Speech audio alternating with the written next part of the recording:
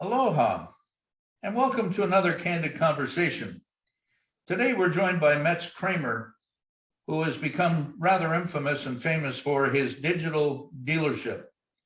Today we want to deal with the generations that we're working with in the industry today and the expectations on how life and business needs to proceed. It's a rather challenging subject. Greetings, Mets. Glad you're with us. Thanks, Ron. Good to see you again. It's been so long. Yes, it's always been a long time between.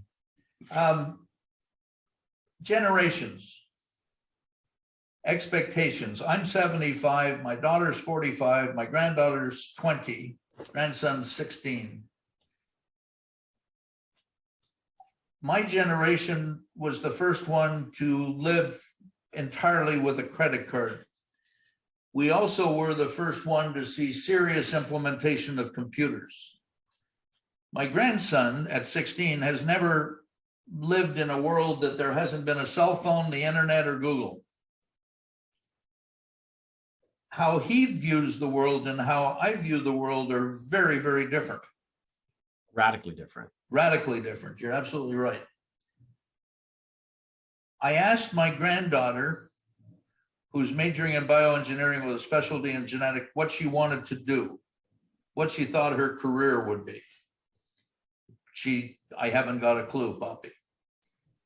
There's too many things that I need to find out about. There's too much I need to learn. So as a result of that, I did a little bit of research and found that last year Gallup did a survey and found that there's 12.5 jobs per man in the United States over their lifetime. Yep. 12.1 jobs for women. In other words, it takes a long time for people to find their place. Yep.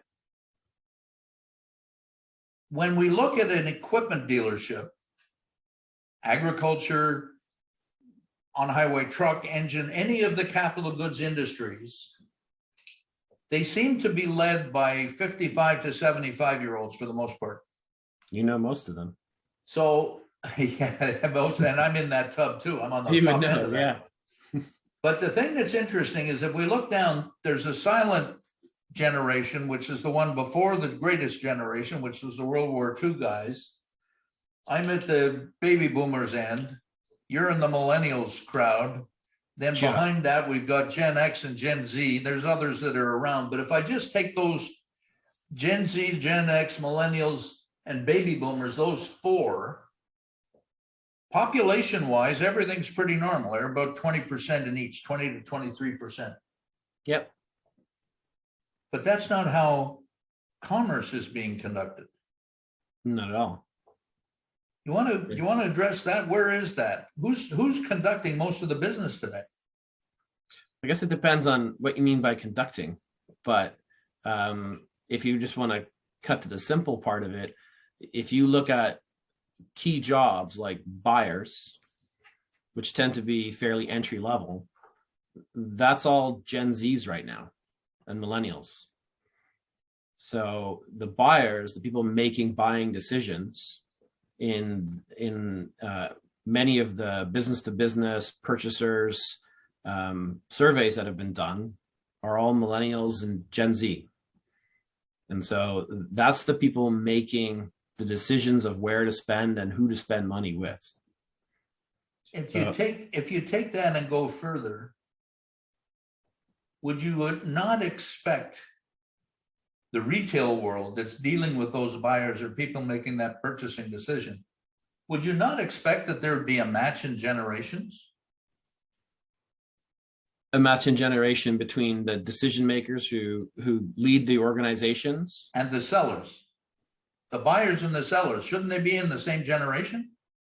It'd be nice, then their expectations would match. Right.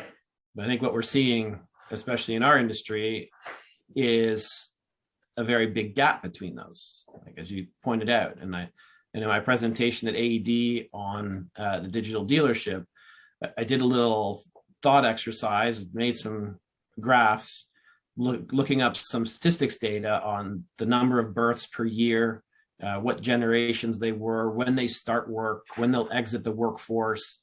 And like you said, like the generation that's still currently in the leadership roles are late boomers and early Gen Xers. And I'm going to out myself here. I'm technically a Gen X, but I spent so many years in university that by the time I got out to workforce, I was a millennial. Yeah. So, but that's also becoming more common. It, you know, we were sitting at a dinner table Christmas Eve, the six of us, and you know, part of that discussion, I looked at my grandson who's 16, asked him, he's in the ROTC, he hasn't got a clue. He's wants to be a chef, he wants to design clothing, he really likes math, he plays piano, blah, blah. There's so many options today. yeah. And he said, I haven't got any idea. And then I looked at him and I said, you know, I had to register for university at your age. Right. And he looked at me. And I didn't know any more then either, you know? Yeah. Yeah. So it's again, you know, you and I've had a previous podcast where we talked about transactions to transformation on the digital dealership, and how this transformation that is required is very slow. And I'm concerned that that's because the leadership we've got in the industry are at a place that they don't want to make change because they're risk averse. They don't want to make a mistake. Either that, or my suspicion is that many people don't also understand how rapid what the rate of change is currently, what we're living through right now. COVID's pushed it hard, but also the one that's coming. Like our industry is a little bit further behind than most industries, which is what's, you know, fun for you and I to look at, be able to look kind of look into the future by looking at other industries that are slightly further ahead. But when I did this modeling out, I kind of gave every generation a range of what I just call digital expectation, their expectation that they can do whatever they want in a digital way, or that they're connected in information in digital ways. And so, like, as an example, I took baby boomers and I said, okay, early baby boomers who entered the workforce in 1963 probably have a 0% expectation of digital because it was just starting to come in. But by, you know, the last baby boomers coming in or leaving the workforce, their average expectation is probably like 20-25%. And then you take the next generation and you kind of start them there almost, right? Like you start them at, okay, they came into the workforce in the 90s, and so they already had a lot of online, or they already started to understand what the internet was. And so their expectation would be higher. So we started them in the 20%. And then by the time they exit the workforce, they're going to have a much higher percentage. But then the last two generations, because of the rate of change of technology, they don't start at 20 or 40% or 60%. They really start at like 80 to 90% right away. You know, and as they go through it, they just have like 100% expectation of conducting things in a digital way. And, you know, combine that with just how those people are being trained to do things outside of work. Add into that, you know, these generations are now really starting to drop off. Like we have a few more years of like the last baby boomers in the industry. All your friends in leadership roles are just coming to the end. You know, I can remember when I first joined the dealership in 2001, we were all kind of excited because we're like, hey, we're the little cohort that's going to jump up, because somewhere along earlier in our career than most, you know, the baby boomers are all going to leave and we're going to be the only ones around. So as those generations come and go and the new generations come in, when I plotted it all out, it's like this steep line.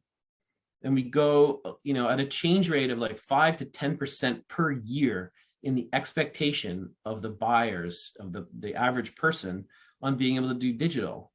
And when you look at that, it was kind of stunning just to know that is what we're facing as those last people leave and the new people come in with this really high expectation. We simply have customers who are looking at us saying, I want to do business a different way. Don't show up with coffee. I know what I want to know. I'll text you when I have a question, and then you just text me back. And I'm happy with that, you know, and that I think is the hard thing to kind of get your head around, that it's all baked into our workforce. Yeah. All that Yeah. change is what's driving it. My granddaughter uses the telephone for texting, not for talking. Yeah. That's a reflection. Dale Hanna says that, the phone interaction, it takes typically 90 minutes from placing a phone call to getting a response. Yeah. A text is 90 seconds. Yeah. And, as you look at the arrival and change of technology, it's almost become a fashion statement, Matt, so that I got to have an Apple 13. I know people that have Apple 6s and 5s and 7s, and they're perfectly happy with them. It's a telephone. I don't care about the phone or et cetera, et cetera. But Alex Schussler, I think, said it best when, in a podcast, he calls it paper to glass. Yeah. All we've done with technology is taken a 4 to 6 part form that we filled out with a pen, put a template on a screen and filled it out with a keyboard. Yep. We have not transformed, we have not changed the process. We just sped it up. As long as you can type faster than you can write. Pretty much. For those who can't, then it is still slower, but it's like it's the 3-finger speedball, right? Yeah. It was driven by almost like the inside sales or the office wanting to see things faster. So their only reason to digitize it is to prevent loss of paper or to get information a little bit faster, but they're not doing anything different with it. Half of it doesn't get entered anywhere, and it certainly isn't transformative. And we didn't take that entire fact that, you have a paper or a glass form now, and we didn't feed anything back into it. That's right. That's right. And you've mentioned different people that are consolidators of data, Rouse and others, that the dealer gives them all the information. The dealer doesn't understand the value of that information. The dealer does not treat information as an asset class on the balance sheet, which it clearly should do. And the younger generations, the Z's and the X's, and I'll put you in as a young millennial. I'm touched. You're not going to be patient. You're not going to hang around. Why do you do it that way? Oh, geez. Do what you're told. Go away. Yep. That's a pretty common discussion that people have. Yeah. That leads to this separation rate we've been dealing with. What's an acceptable turnover rate anymore? It's what we're experiencing today is nowhere near acceptable. You spend a lot of money to hire somebody, and in 3 to 6 months they go away because you didn't pay any attention to them. Yeah. Well, we millennials want meaning in our work. And if nobody pays attention to us and no one gives us meaning, and we feel like no one's listening to our ideas, then we tend to move on. That's an important way of saying it. You want meaning in your lives. My generation just wanted a paycheck to be able to live. I don't know that we were smart enough to figure that we should have had meaning in our lives. That's a pretty powerful statement in my mind. It's the same kind of thing that you want to become what you could be, not what you should be. Right. And that's powerful also. The younger generations want to deal with what they could be. They're not prepared to have anybody tell them what they should be. And a lot of that, my generation, the boomers, a lot of us tell you what you should be, what you should do. Yeah. So that's another idea I've kind of been playing with other people as I talk to them, is trying to measure out the changing expectations of each generation in terms of retirement. Like you stand out, you're clearly not retiring, but the previous generation, you did the job that you, like you said, that you should do because it's a good job and you only have to work so many years and then you can retire. Right? The focus was on doing well enough that you could retire and you could retire comfortably. I'm quite honestly, either in a generation or because of my personal situation, I don't think I'll ever retire. And I know more and more people when I talk to them in my generation and younger that really don't think about retirement in the sense. Like we have this good understanding now that the retirement programs that exist, through the government or whatever, or companies, they're pretty much gone. We'll never be able to experience them or you take advantage of them. And so the idea around what work is how we're going to engage ourselves for the rest of our lives. And yes, we hope that somewhere later on in life that it's not a 9 to 5. And so I think meaning becomes more important because it's now something you're going to do for longer. You can see the pressure on for like more time off, a better work-life balance. Those are all indicators that the expectation of younger generations is very different when it comes to work. The other thing that's happened to us in the last 24 months is the pandemic, which has forced a lot of people to reevaluate their life. Absolutely. Working from home has really opened a whole bunch of people's eyes. And, just to give you a generational example, my daughter's a teacher, as you know, and early in 2020, when they started shutting down the schools and went virtual, Caroline was told to come into the school to conduct her virtual classrooms from the school itself rather than from her home. Yeah. And I said to Caroline, that's really cool. They really trust you to be working when all they need to do is look at the computer and see if you're there or not. Yeah. My sister had the same. They brought her in and she stood in like a windowless room the entire day teaching to computers. I was like, I can't believe they're making you do that. That's horrible. Yeah. Yeah. And those are just simple illustrations. This expectation and I call it patience. The worker, with the separation rate we're seeing now, we're seeing a lot more discussion about 4-day weeks. As you say, there's a reevaluation of work going on. There's a reevaluation of pay going on. I'm sure you've read some of Ed Gordon, the guy that writes our blogs on economics and education, says by 2030, half of the American workforce, that's over 80 million people, will not have the skills to be able to find a job in the work environment at that time. That's only 8 years from now. Scary, eh? But even if we were having lunch the other day and I said, okay, even if it's 2040, that's pretty serious. How's society going to handle that? Yeah. He said, nobody's talking about that. Yeah. It's true. Yeah. So South America, some of the major companies down there, every 5 years, they give management a sabbatical for a year. Yeah. As long as you go to school. Right. And it doesn't have to be anything that relates to their job, as long as they're learning something, broadening their mind. So now we come into employee development, learning without scars. That's what our thing is. What's your potential? What do you want to be? What's your passion? What's your career going to be? Yeah. And I'll bet you right now, you still don't know, even though you're successful in your own business.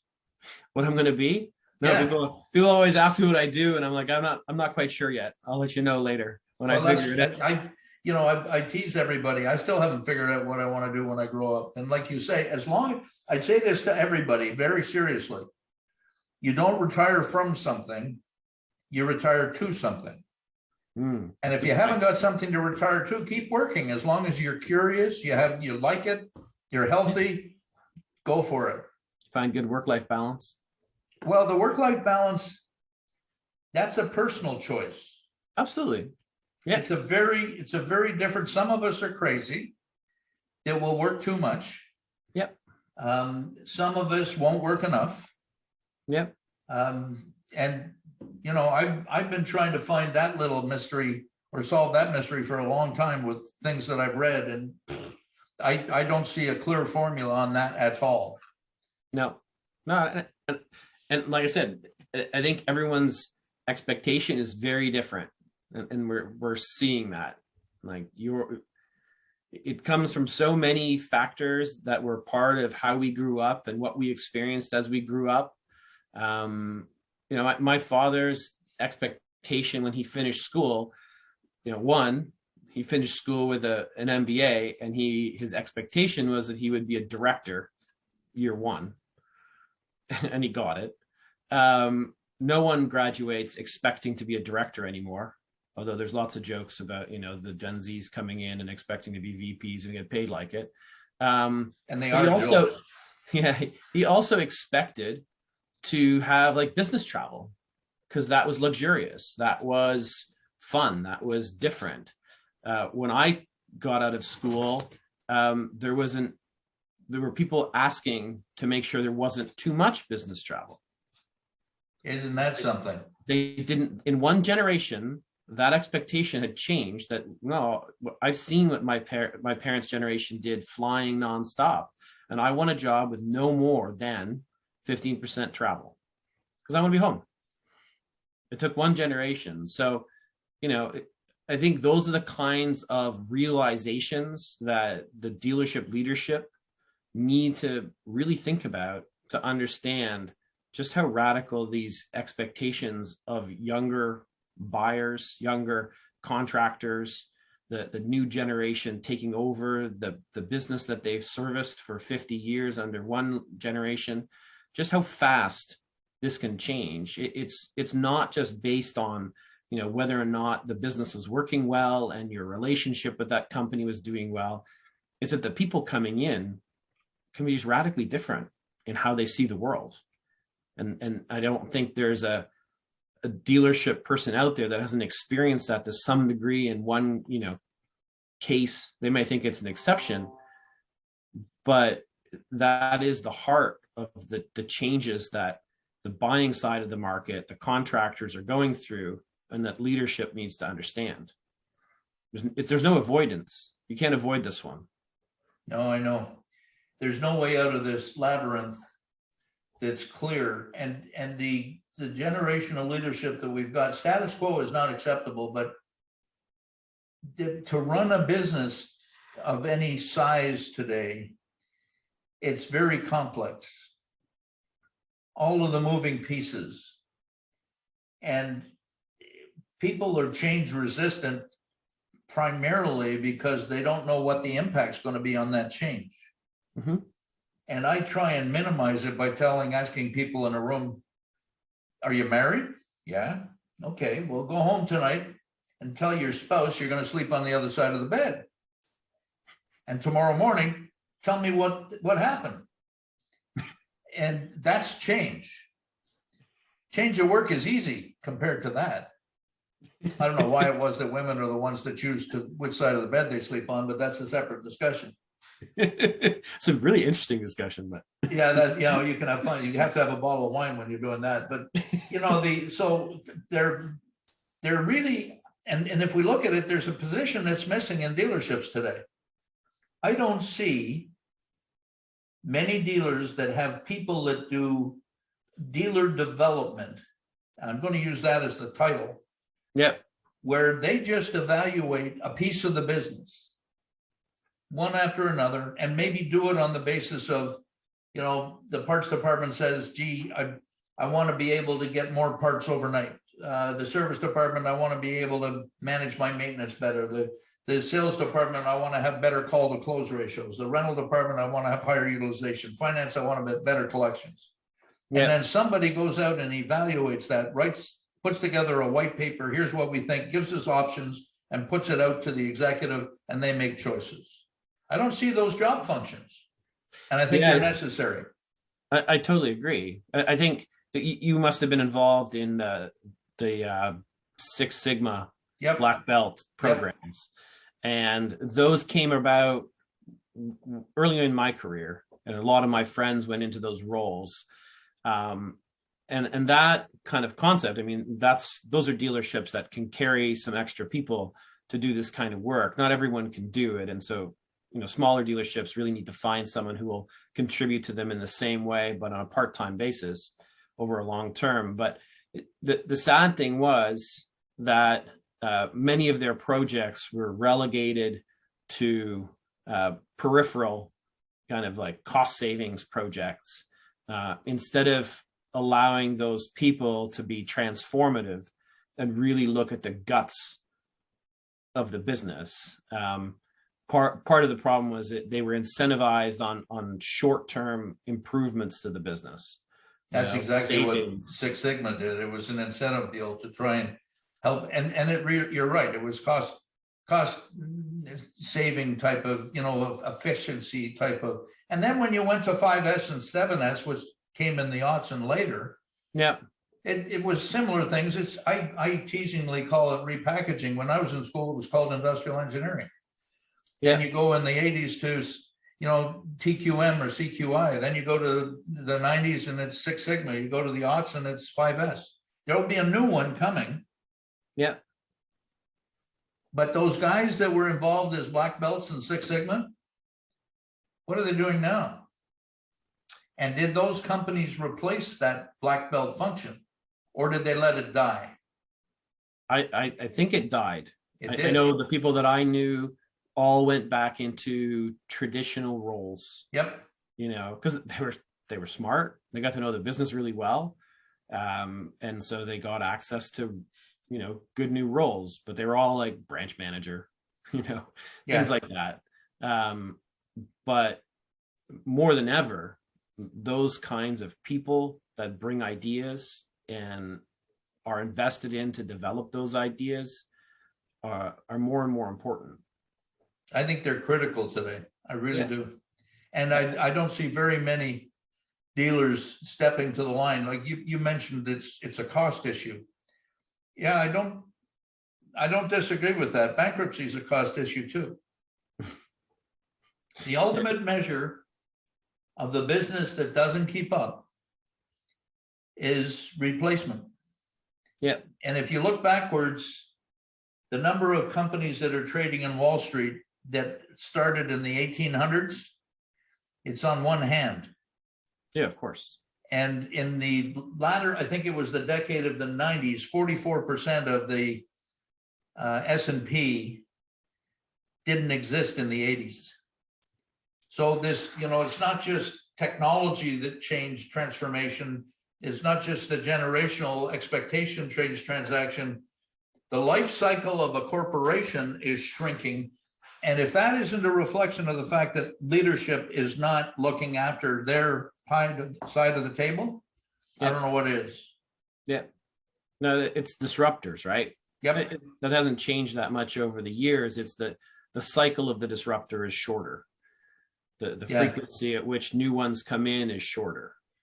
It was funny. And I started in the consulting business in 1980, and there was an economic disruption, about 2 years or 3 years later in Alberta, with all sands going away, and all kinds of people were let go, a lot of management, et cetera. And there was a proliferation of consultants.